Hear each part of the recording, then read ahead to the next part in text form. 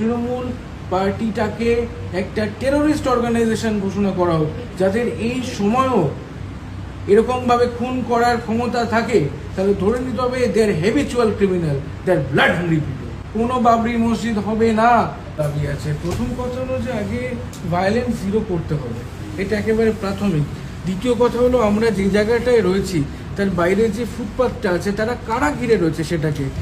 বিহার থেকে লোক গেছিল বাংলাদেশে, ওখানে যারা জেনিভা ক্যাম্পে বেঁচে গেছে ঝাঁটাপেটাকে আবার পশ্চিমবঙ্গে এসছে, এখানে ওদের কিছুদিনের জন্য দোকানদারি করতে দেওয়া হয়েছিল। ওরা কারা? ওরা রাজাকার। এদেরকে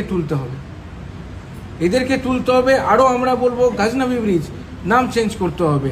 যদি না নাম চেঞ্জ করা হয়, যে সরকার তখন ব্রিজ ভেঙে দেবো। সোহরাওয়ার্দী রোডের নাম চেঞ্জ করতে হবে। ক্রিমিনাল ওরা। সরকার হয়তো বলতে পারে, দলিল দিতে পারে যে ওটা ওই সোহরাওয়ার্দী নয়, বুচের অফ বেঙ্গল নয়, উনি একজন সিভিল সার্ভেন্ট ছিলেন, কি কাজ করেছে? বোকা বানানো। মুসলিমদের অ্যাপিজমেন্ট বন্ধ চাই। No direct appeasement, no symbolic appeasement, nothing. এটা হবে না। বাবরি মসজিদ কিন্তু হয়নি, বাবরি মসজিদ হবে না। 50,000 লোক নেমেছিল মাঠে, আমরা নামিয়েছিলাম। আমি নিজে হাতে পায়ে ধরে আটকেছি যে রক্তারক্তির দরকার নেই, কারণ সেই সময় আপনার মাধ্যমিক উচ্চ মাধ্যমিক পরীক্ষা চলছিল। এখনো বলছি, উই স্টে উইথ আওয়ার ওয়ার্ডস, কোনো বাবরি মসজিদ হবে না। যা খুশি নাম দাও।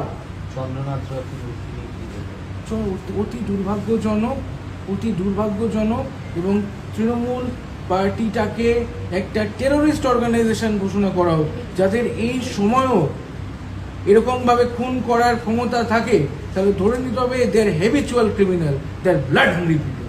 আমার নাম স্বামী বিশাখানন্দ তীর্থ এবং আমি বিশ্ব হিন্দু রক্ষা পরিষদের পশ্চিমবঙ্গ শাখার সভাপতি।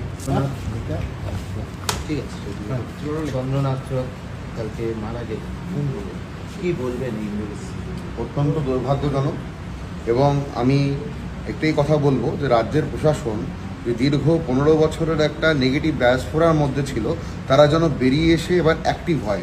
কারণ এখন রাষ্ট্রবাদী শক্তি যারা সুশাসন করার জন্য অঙ্গীকার নিয়ে শপথ নিয়ে আগামী দিনে পশ্চিমবঙ্গের শাসনভার 9 তারিখের পরে তুলে নিচ্ছে, তাদের নেতৃত্বে যেন সশক্তিকরণ হয় পুলিশের, এবং পুলিশ যথাযথ ব্যবস্থা নিয়ে যে চূড়ান্ত অব্যবস্থা, পাড়ায় পাড়ায় অত্যাচার, সেই হুলিগানিজম, এগুলো বন্ধ করে এবং আমাদের সকল সাধারণ নাগরিকদের যাতে তাদের মৌলিক অধিকার, তাদের নিরাপত্তা, নারীদের সুরক্ষা, এগুলো সুরক্ষিত হয়, সেগুলো দিক দেখার মানে পরম পবিত্রতম কর্তব্য আমাদের পুলিশ প্রশাসন এবং যে সরকার দায়িত্ব নিচ্ছে। সরকার যেন ব্যাপারগুলো দায়িত্ব নিয়ে করে।